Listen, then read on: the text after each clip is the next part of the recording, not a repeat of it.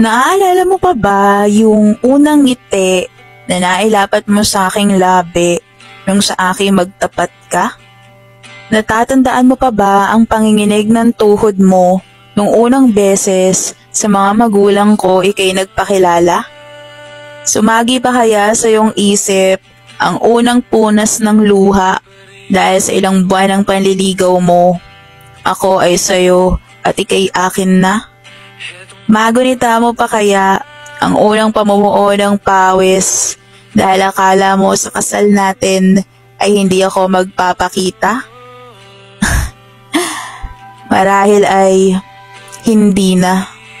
Siguradong sa iyong memorya, iyon ay burado na. Ngunit huwag kang mangamba. Hindi ako magtatanim ng kung anumang himutok o puot, sinta. Sapagkat alam kong kung nasan ka man ngayon, ikay lubha ng masaya.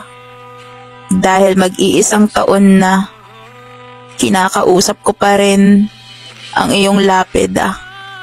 Hal, maligayang anibersaryo na sana.